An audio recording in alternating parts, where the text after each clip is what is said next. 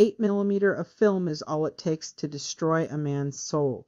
Today we look at one of the most disturbing, morally complex neo-noir thrillers of the late 90s.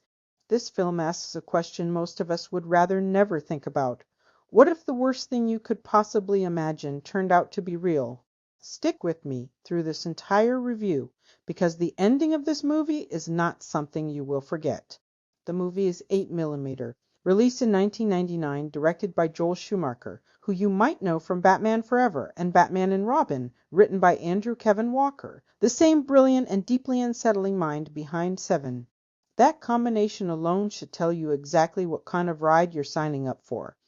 The film stars Nicolas Cage, Joaquin Phoenix, James Gandolfini, Peter Stormare, Anthony Heald, Chris Bauer, and Amy Morton. It's a cast that delivers, and the material they're working with is genuinely harrowing. Now, before we get into the meat of this, let me just set the scene. 1999 was a fascinating moment in Hollywood. Films were getting darker, grittier, more willing to stare into uncomfortable corners of human nature without blinking. Seven had proven 4 years earlier that audiences would follow a story into genuine moral darkness if the storytelling was strong enough. 8mm was an attempt to capture some of that same energy, and it largely succeeds, though not without controversy. Let's talk about the plot, because this story deserves to be walked through carefully. Nicolas Cage plays Tom Wells, a private investigator who lives a quiet, respectable life with his wife and newborn daughter in Pennsylvania. He's the kind of guy who does surveillance work, background checks, the unglamorous but necessary work of professional snooping. His life is ordinary in the best possible way, until a job arrives that will fundamentally alter who he is as a person. A wealthy widow named Mrs. Christian hires Wells after her recently deceased husband's estate is being sorted, and a safe is discovered containing a short reel of 8mm film. What's on that film is what sends the entire story spiraling into darkness. The footage appears to show the actual murder of a young girl, filmed as entertainment, not a staged scene, not a horror film, captured on camera for the pleasure of someone wealthy enough to commission it. This is what the world calls a snuff film, and Mrs. Christian needs to know whether what she saw is genuine or an elaborate fake. Wells takes the job trying to identify the girl in the footage. He tracks her down as Marianne Matthews, a runaway teenager from North Carolina who disappeared years earlier. Her mother is still alive, still hoping, still praying that her daughter somehow made it out there in the world. That scene alone, Wells sitting with this woman who has no idea what he suspects, is gutting.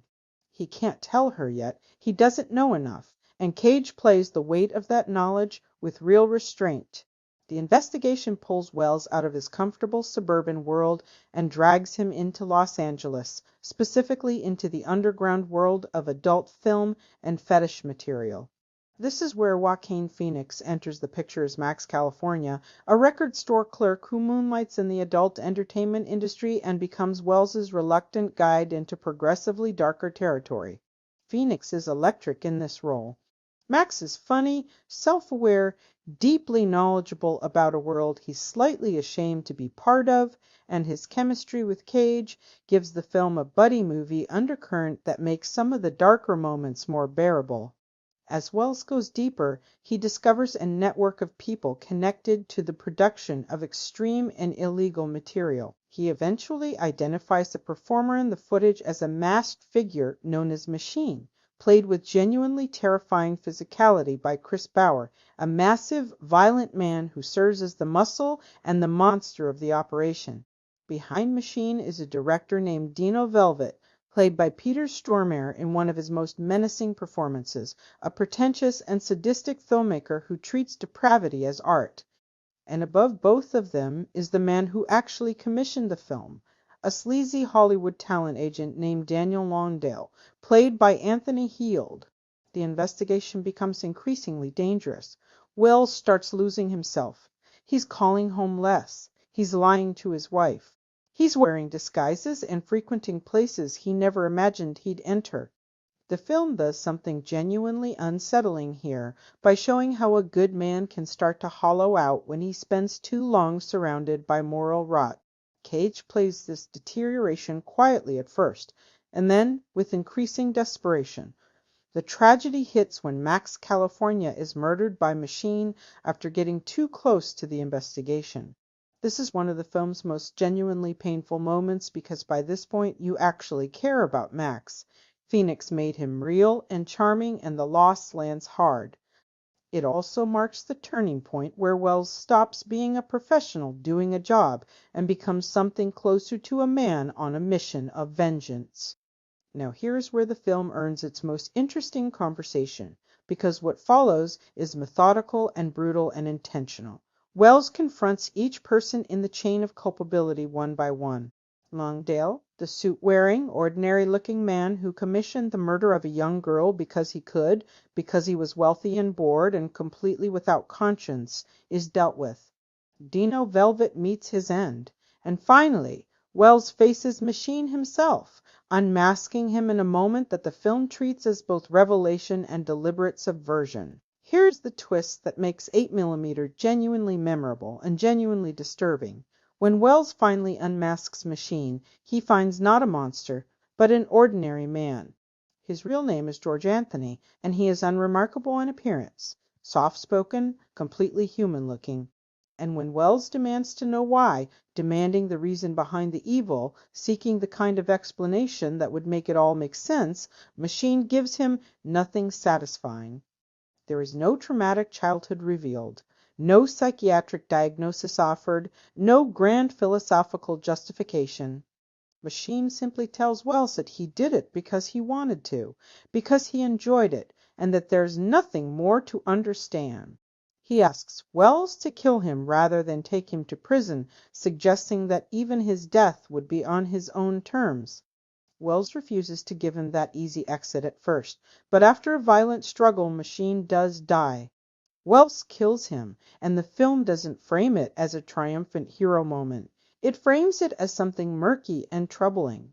The man who set out to find the truth and deliver justice has now killed people with his own hands. He accomplished his mission, but at a real cost to his own soul. What makes this ending so thematically rich is that answer Machine gives. We spend the whole film as viewers waiting for the revelation that will explain the evil. We expect a backstory that justifies or contextualizes the horror, and the film denies us that completely. Sometimes evil exists without explanation. Sometimes people do monstrous things simply because they want to and nothing stops them. That is the actual horror the film is trying to convey, and it's far more disturbing than any elaborate villain origin story could ever be. Wells returns home to his wife and daughter, scarred and changed.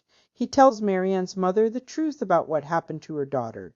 He gives her closure at the cost of her hope. The film ends not with catharsis, but with a kind of exhausted grief, a man who found the answer and discovered that finding it doesn't fix anything. Joel Schumacher was often criticized throughout his career for his more flamboyant blockbuster choices, but 8mm shows what he could do when working with genuinely dark material. He creates an atmosphere that feels genuinely unclean in the best cinematic sense. The cinematography by Andrzej A. Barkowiak bathes the film in shadows and amber tones that make even ordinary locations feel contaminated. Andrew Kevin Walker's script is relentlessly bleak and provocative, asking serious questions about the existence of evil, the cost of bearing witness to it, and whether justice heals anything.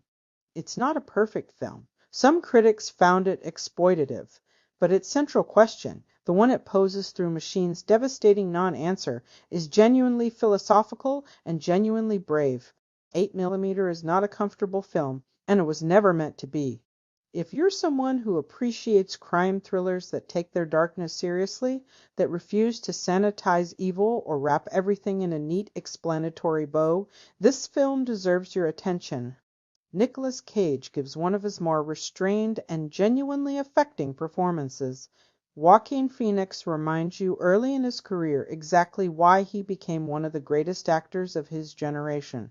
Drop in the comments whether you've seen this film and what you thought of that ending. Stick around for our next review from our polls. Next film review is Predator Badlands, and it's truly a must-see for Predator fans. Don't forget to subscribe for more film reviews like these, and thank you so much for watching. I'll see you next movie.